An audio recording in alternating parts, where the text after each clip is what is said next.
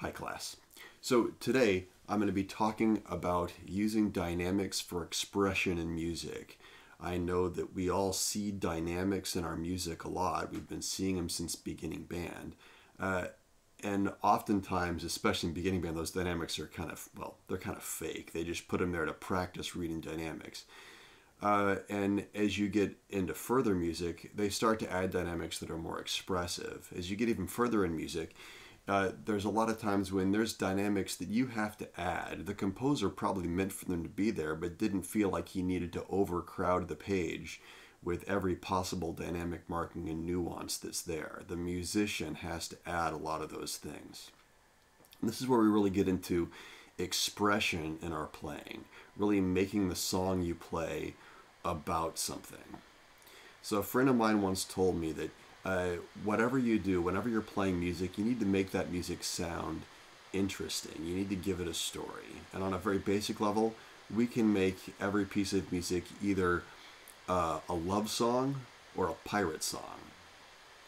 And today I'm going to be playing a slow piece of music. So we're going to categorize this one in the category of love song. So if I'm just thinking of, oh, it's going to be a pretty piece of music, I'm in a good place. Now, this song has words. It's got a story behind it that I'm not going to get into right now. But just thinking of it as being a song that's supposed to express that feeling of love gives me a basis of where I'm going to start from my dynamics.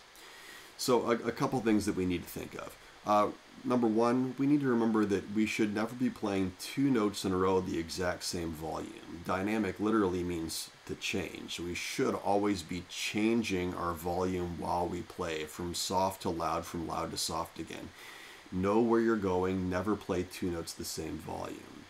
Now, in order to really make the music tell a story, we need to be aware of the phrase structure of the music. We need to know where the phrases are so that we can make those dynamics work. So this piece of music, Amazing Grace, it's got several ways we could split up the phrases.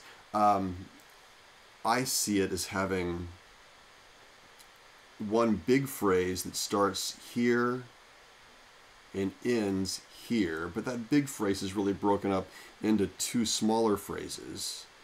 One that starts here and ends here, and the second that goes from there to there. Those are about 4-bar phrases.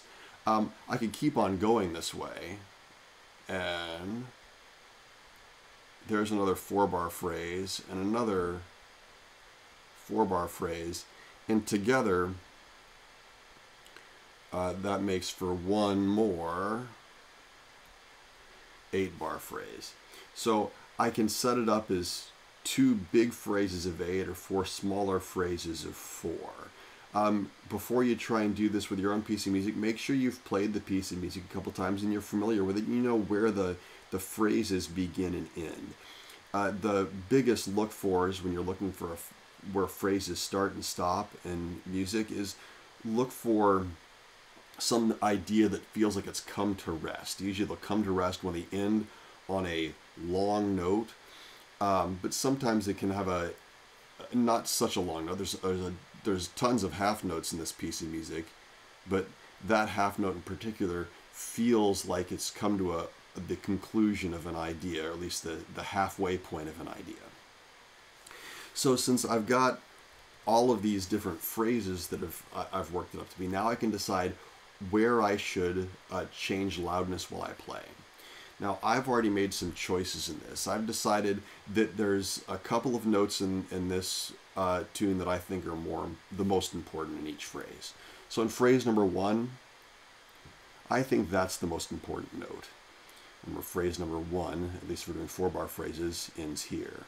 In phrase number 2, I think that's the most important note. In phrase number 3,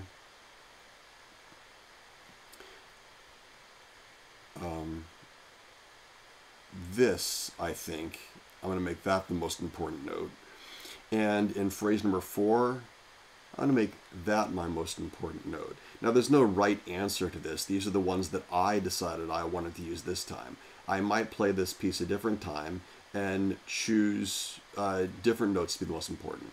So as I play this, I'm then going to gradually get softer, or excuse me, get louder to that most important note, and then gradually get softer again till I get to the end of the phrase. And this phrase here, because the most important note that I chose is at the end, I'm going to gradually get louder until I get to that note. I'll get a little bit softer here at the start of the third phrase, and I'm going to gradually get louder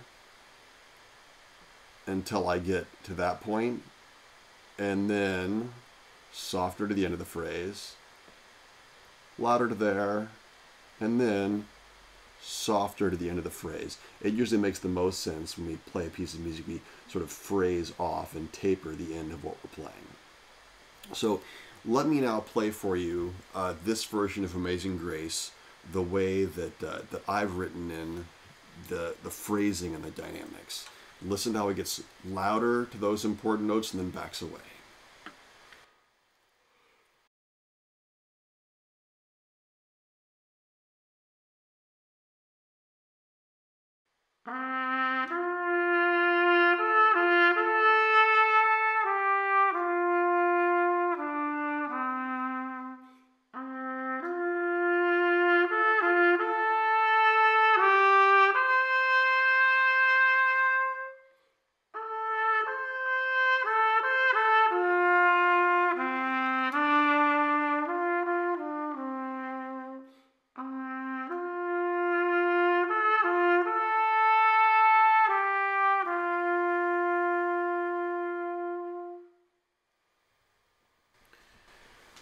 So you notice that I never played two notes in a row that were exactly the same. I was always changing from soft to loud, from loud to soft.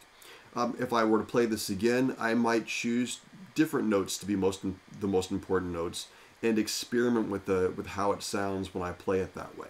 Sometimes you might use the words, if a piece has words like this, to be your guide to what the composer thought might be the note that he wanted to emphasize. Sometimes you can choose the highest or lowest sound is a note that should be emphasized. You know, the composer's going to some high note someplace, and that high note, for example, in phrase 2, the end of the phrase is also the highest note in the phrase, and I crescendoed up to the highest note in the phrase. Again, there's no right answer. It's up to you. Now, I'd asked you already to choose a piece of your own that you wanted to practice using expression this week. So what I want you to do now is take that piece that you chose, first split it up into phrases the way that I did, then decide which note of that phrase is the most important note, then practice playing it, crescendoing to that important note, and then backing away from that note to the end of the phrase, unless, for example, in my phrase 2 are the most important notes at the end of the phrase. Once you've tried it that way, try it by moving that important note around and see how you can make the tune sound different and more expressive. Good luck and happy practicing. Thanks for stopping by.